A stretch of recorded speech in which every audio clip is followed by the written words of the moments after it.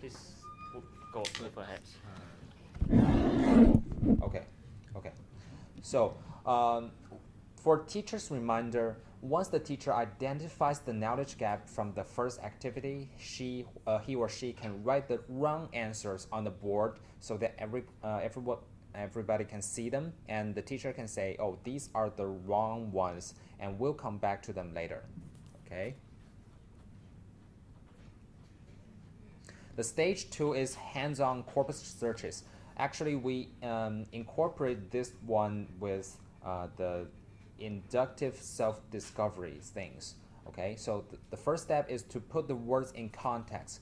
First, the teacher provides some sentences which are chosen from the dictionary as well as from the corpus, and have the students try to find out the pattern individually. But this part should be quick because we just need to let them be familiar with the words. Okay, and then we introduce the list function in COCA. We can have the students search for the two words in context using list function and examine whether their previous ideas are correct. Okay, and then we can form groups and discuss. And this step 2 is to introduce collocates and compare functions in COCA. So we can first we teach the functions and let them search by themselves using collocates and compare.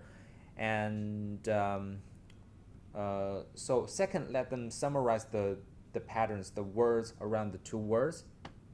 Okay, the collocations, I mean, and try to find out the difference. So this is the table they need to summarize. Okay, after looking at the results, they need to summarize in this table the meaning and some sentences selected from the corpus.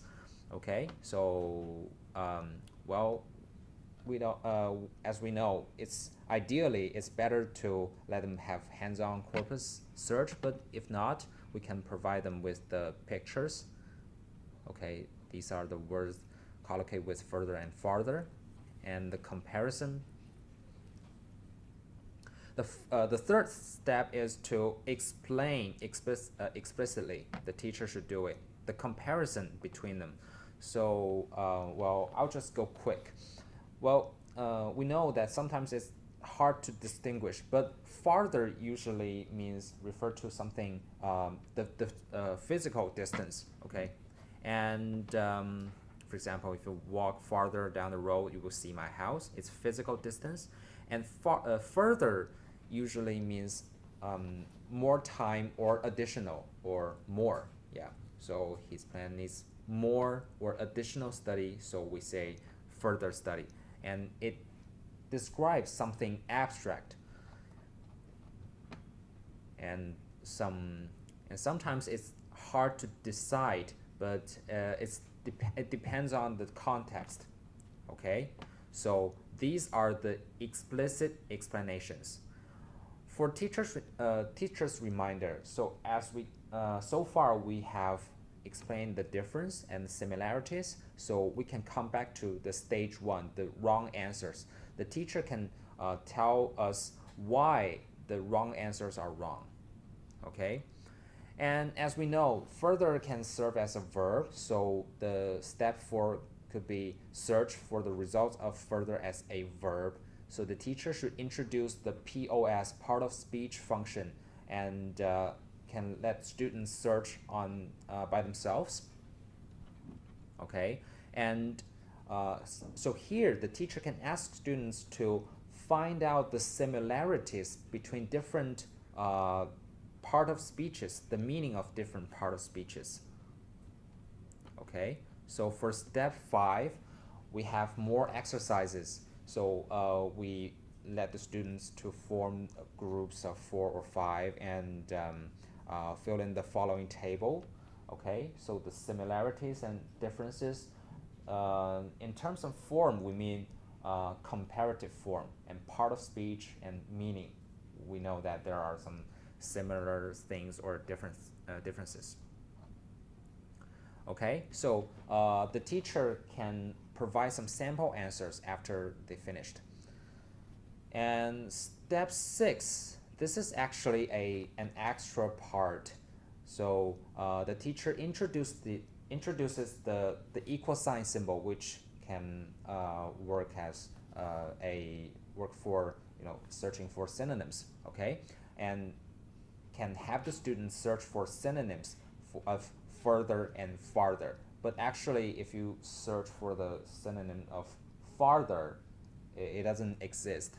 So for teachers' reminder, we should know that corpus is not everything. Sometimes we need to find the substitutions. For example, thesaurus dictionary or something else. Okay, so the teacher can provide the synonyms of further and farther as shown here. Okay, and have the students to search on their own, and they can discuss the usage of the synonyms on Coca. They can search Coca. Okay. And stage 3 is output exercises. The first one is pretty typical GTM sentence translation.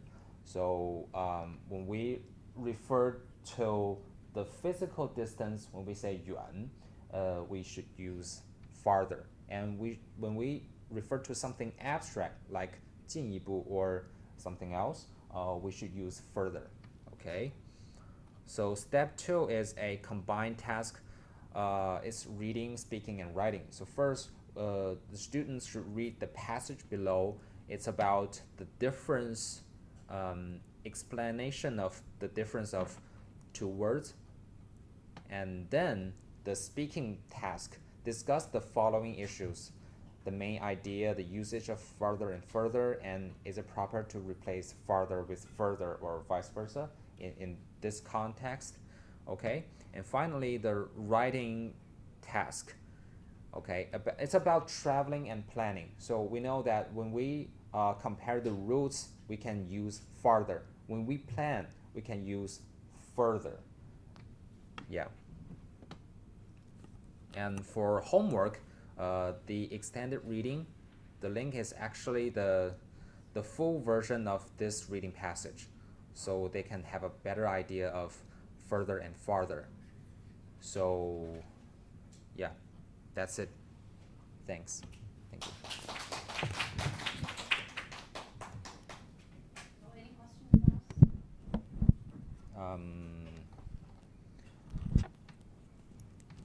Well, I don't know whether it's a question, because further and farther is not, may not be that interesting compared to others like make and do, or boring and bored, or something else. So this is maybe pretty easy to teach, maybe comparatively. So I added something else. For example, the synonyms and the part of speech to extend to make a whole lesson. I just don't know whether I should do more, or is it?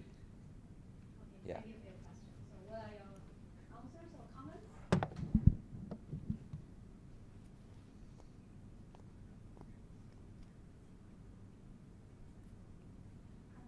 think that also if we have more time to revise our work, because we actually checked the corpus, and further and farther is used in either in academic language, that means in writing, or it is in fiction. So if we sort of have more time, we would try and find some more like fiction stories or things like that. So it's more authentic, and then More like to get the students to learn it in context, and we would use that to test the students' knowledge and things like that. Hopefully then it makes it a bit more interesting. That's what I was thinking. Okay. So other views? Okay, Eugene? Just a minor comment. I'm aware of the use of grammar translation method. So the level would be senior Senior high. Secondary. Yeah, senior secondary. So I assume the proficiency of the L2 is in that. Then, so L1 is used as scaffolding to their learning. So what's the audience? The more proficient senior high students or the less proficient senior high students?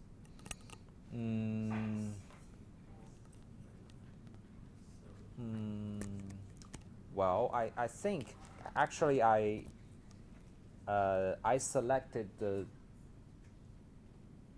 sentences. I mean, in terms of the level of difficulty, I think most of them will match the proficiency of senior high school students. I mean, maybe it's in mainland China, because I'm not sure, I'm not familiar with the condition in Hong Kong. Yeah, so I think it matches. I mean, generally it matches the proficiency in mainland China.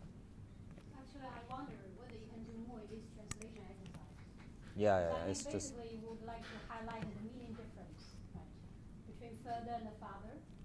You know, for farther usually refers to some like physical distance. But further would be like more Abstract. figurative. Yeah, right? figurative. So it's like, for example, the first is yuan, that's the father, right?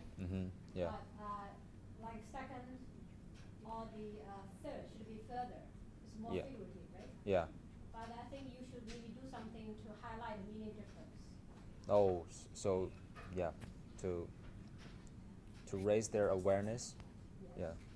So actually, basically, I think actually you design many small steps, right? Oh, yeah. I'm not sure whether it's I mean, most effective in terms of the cost and time, if it, you know, the ratio. You understand what I mean? Yeah. But for me, actually, I think the key step, I think it's actually step 6. Step 6, when you actually try to alert students to the meaning difference of father and third. I think maybe you can save lots of time. So again, how much time do you expect to deliver the whole lesson? Well, I think maybe the writing task maybe, I mean, may not be done in class, but for others, I think for normal class, 45 minutes, I think it's okay. So everything will be finished in 45 minutes. Yes, and you know, the teacher should introduce the functions, because we consider that they are the first time users. Yeah. And then again, do you think would be too many functions which you introduce to students? So in 45-minute lesson, you how many? 3 to 4 functions? Or 4 like I that. think maybe it's a little bit too much. Too much. Try to be more focused. I think that No. I really like function. We introduce the equal function, where the students can find synonyms. You know, Yeah. for further and farther. Okay. Okay. So I think maybe the previous steps can be simplified, so that you can make the design more effective. Because Okay. as you said earlier, farther and further, you know, in some cases it can be used interchangeably. People don't really Yeah. differentiate. Yeah. You know, this pair, right? That's right. Yeah. Okay. So maybe we don't need to spend too much time. That might be okay. We can find more maybe a quick solution. Okay. All right. Okay. Okay. Okay. Thank you. Thank you.